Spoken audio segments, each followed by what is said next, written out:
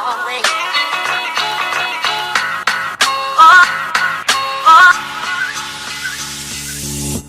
welcome back everyone. I'm super pumped to share this great news with you today because I'm having my first guest ever on this channel, Kevin Paulson, a totally amazing dude, a content writer, an influencer, a blogger, and of course a business owner. HuntingLife.com is his business. Check him out, guys, if you're really interested in the outdoor traveling or hunting lifestyle and looking for gears and equipments and all that. He's doing reviews, he's doing blog posts, he's doing an amazing job what he's doing in all over social media. And what we're gonna talk about today with him is, of course, his business, HuntingLife.com, how he started, what kind of stuff he faced during the business, and how he monetized it throughout all the social platforms. And I want to talk about his numbers first before we started. Those are pretty impressive numbers. I mean, 2,000 followers on Pinterest, 4,000 followers on Instagram, 45,000 followers on Twitter, and 275,000 followers on Facebook, and 500 plus connections on LinkedIn, of course, and his business, HuntingLife.com, up and running perfectly. Let's start the interview. I'm super pumped. Let's jump into it. Hey, how's it going? Hi, great. I'm great, Kevin. Nice to meet you. Thank you so much. Nice to meet you. Of course, I want to talk to you the Hunting Life, your business right away, but let's get to know you a little bit. Can you introduce yourself first? Sure. I'm Kevin Paulson. I'm the founder of HuntingLife.com. I've been doing this for a little over 12 years now. And you started in 2006, right? Yes. 2006 is when I bought the domain for Hunting Life, and I had been blogging for about 3 years prior to that as an outfitter, taking people on hunting trips throughout North America. Mm-hmm. Yeah, and I've been looking at your numbers. They're pretty impressive, though. I'm talking about the online presence. So let's talk about the Hunting Life, but I want to talk about the 2006, when you first started. What was your initial challenges? Like, what did you face? Like growing, money, time? Like whether one of these or one of specific other challenges you face, how did you overcome it? Yeah, when I first started, really the focus was on just trying to put together good content and learning how to actually write good content. And I don't think anybody who was blogging at that time really had an idea of how to gain traffic or what necessarily to do. How I gained traffic and was I just kept trying to put together good content. And then I networked with a lot of outdoor writers.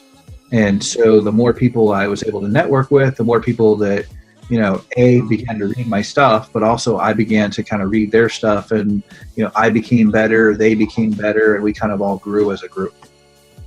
All right, that's great. And I think this is like a cliche question, but did you ever feel like you're about to give up? Like, did you ever feel you may fail? Yeah, there are many points within the 12 years that I probably was like, do I really want to be doing this? Is this really, is this really the portion? And to be honest, like, I've seen so many bloggers stop producing content and stop producing and their blogs die. And so, for me, Hunting Life is a lifelong passion. It's not just about hunting, but it's about like living this lifestyle where I'm always out there hunting for something better. And so in that, vein, there's just no way that I can really give up. And so it just forces me to, continue writing. I go through periods where I don't write nearly as much as I should. But for the most part, it's always evolving. Yeah, I totally understand. And I'm a travel enthusiast and I'm doing travel blogging and same challenge of creating content sometimes, like whether to travel a lot and producing content at the same time is really challenging.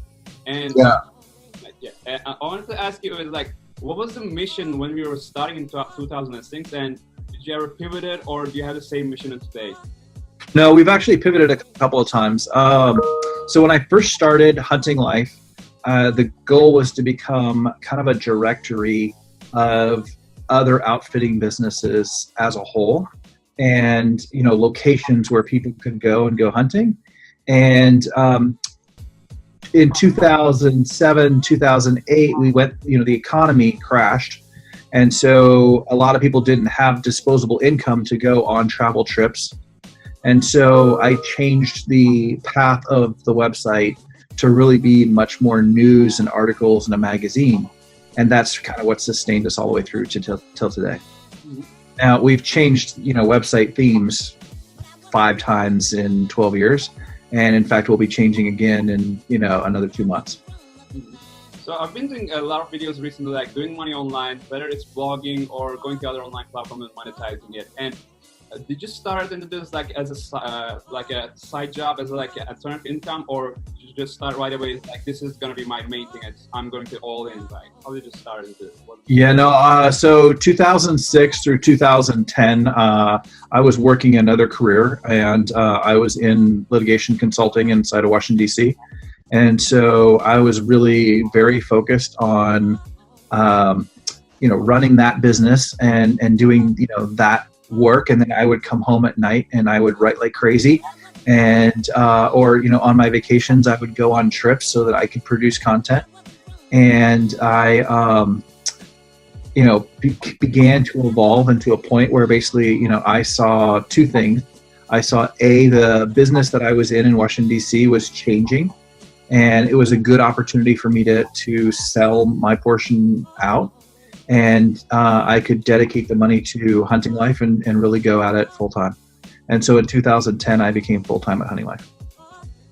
So it seems like you're in online world, you're like all over the place. You have Facebook, Instagram, Twitter, Pinterest, or in your blog.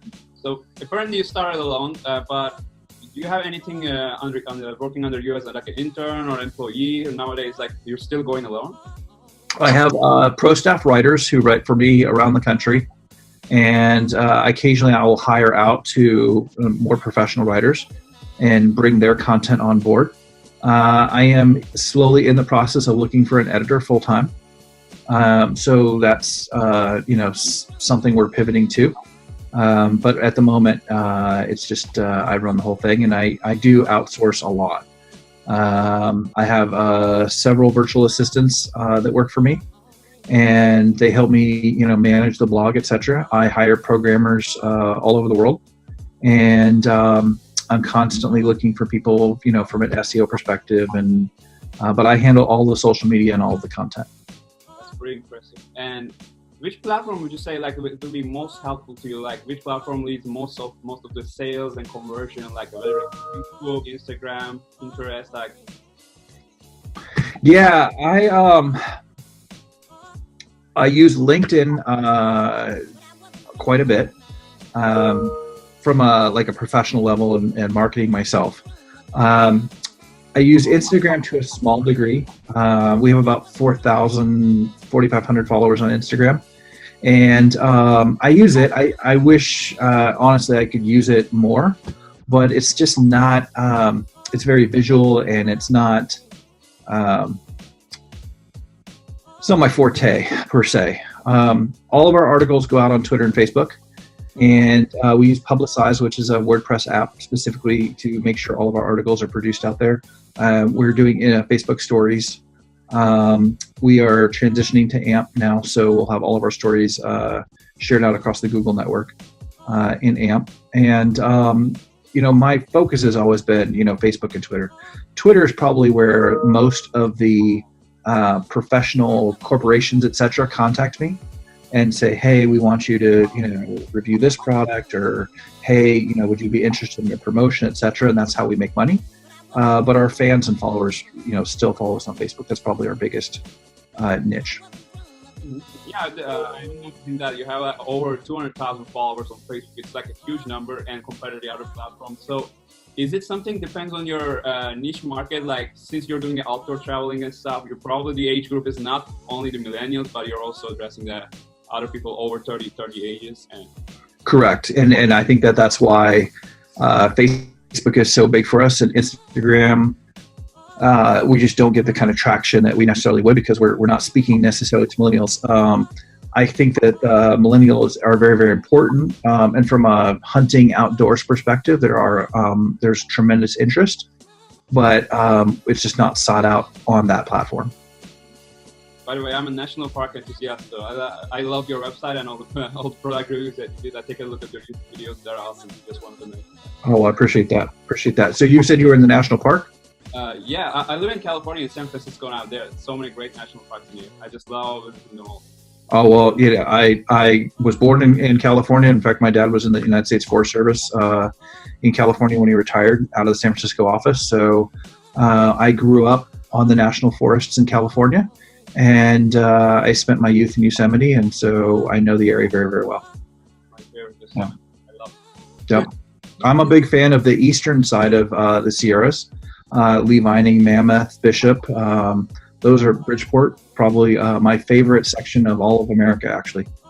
Is when you kind of climb out of the mountains and you step into that high desert country. To me, that is the most beautiful country in the world. Awesome. All right, I got one last question to ask, and let's say this question goes for the content creators which are just starting into this. Let's say somebody has just like 0 to 100 followers, subscribers, users, whatever you call it, and they haven't monetized, they haven't get any revenue yet. What should be the first thing they should have it, or they should be aware of, as like a motivation or information, or like maybe an asset? Like what should be the first thing they have to think? It's a good question. I'll say a couple of things. First, I think every single person should be really true to who they are, first and foremost. And so write what you're passionate about. Like, I'm passionate about hunting and the outdoors and the conservation of wild animals. So I focus all of my energy on that. So that would be the first thing that I would tell any new writers, influencer, etc., is focus on what you're incredibly passionate about, because that's going to take you much further. You know, when it does get hard and you want to give up, what's going to carry you through is going to be your passion, first and foremost. So focus on that. Second, focus on producing the best content that you can every single day. And so, you know, if you're going to write something, write it and then reread it to yourself aloud so that it actually, you know, that it sounds good to the person who's going to be reading it. And take the time to edit it, make sure that it's correct. Then send it out onto the network, whether that's Instagram or Facebook or Twitter or on your own blog. Make sure that the content that you produce is representative of who you are as a person. And then just keep doing that and share that content out as much as possible. Always be willing to help others. And in time, your network will grow. Awesome. Great insights.